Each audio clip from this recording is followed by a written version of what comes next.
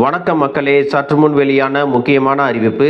நாடு முழுவதும் 1,20,00,000 ஆதார் கார்டுகளை முடக்கி இருப்பதாக UIDAI அறிவிப்பு வெளியிட்டிருக்காங்க. யாருடைய ஆதார் கார்டுகளை எல்லாம் முடக்கி இருக்காங்க அப்படிங்கிற தகவலையும், தமிழ்நாடு அரசும் பொதுமக்களுக்கு ஆதார் கார்டு பற்றிய முக்கியமான அறிவிப்பை வெளியிட்டிருக்காங்க. இதை பற்றிய கூடுதலான விவரங்களை எல்லாம் தெரிஞ்சுக்க இந்த வீடியோவை ஸ்கிப் பண்ணாம கடைசி வரைக்கும் பாருங்க. அப்பதான் நாங்க சொல்லக்கூடிய தகவல்கள் முழுசா உங்களுக்கு தெரியும். இப்ப வாங்க வீடியோக்குள்ள போயிடலாம்.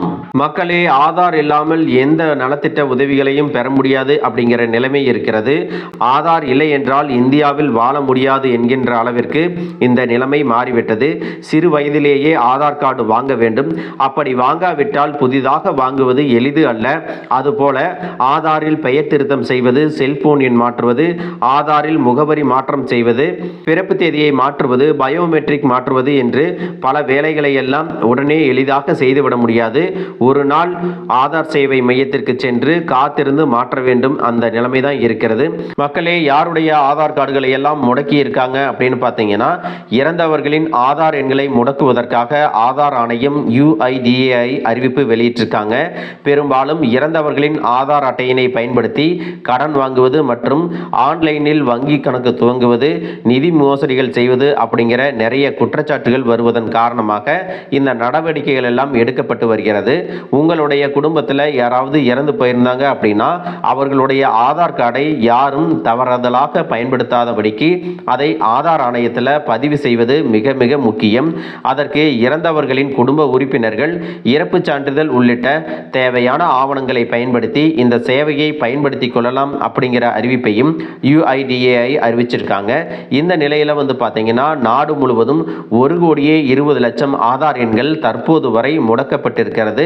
மேலும் ஒவ்வொரு மாநிலங்களிடமிருந்தும் அந்த விவரங்களை எல்லாம் சேகரித்து மரணம் அடைந்தவர்களின் ஆதார் எண்களை முடக்கிட்டு இருக்கிறதா சொல்லியிருக்காங்க.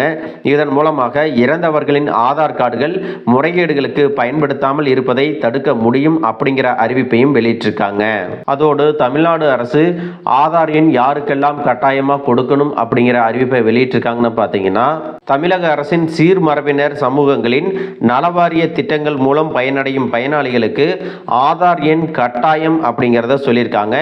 ஆதார் சட்டப்பிரிவின்படி இந்த வாரியத்தின் மூலம் சீர்மரபினருக்கு கல்வி மற்றும் பொருளாதார மேம்பாட்டிற்கான நலத்திட்டங்கள் எல்லாம் அமல்படுத்தப்பட்டு வருகிறது. இதனை பெறுவதற்கு ஆதார் அடையாள அட்டையை கட்டாயமாக கொடுக்கணும் அப்படிங்கிறத தமிழ்நாடு அரசு அறிவிப்பா வெளியிட்டிருக்காங்க.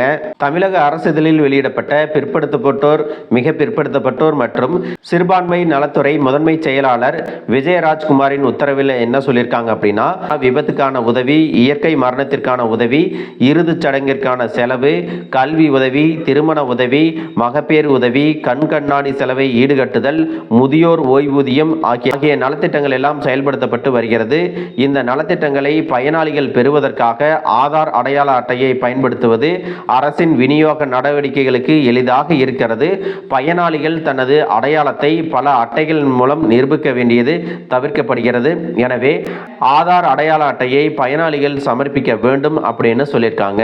மக்களே, இந்த வீடியோ உங்களுக்கு ரொம்பவே பயனுள்ளதா இருந்திருக்கும் அப்படின்னு நினைக்கிறேன். இது போன்ற அரசு அறிவிக்கிற அனைத்து உண்மை அப்டேட்டுகளையும் தெரிஞ்சுக்க நம்ம சேனலை சப்ஸ்கிரைப் பண்ணுங்க. வீடியோ பிடிச்சிருந்தா ஒரு லைக் பட்டனையும் தட்டி வச்சுங்க. தேங்க்யூ ஃபார் வாட்சிங்.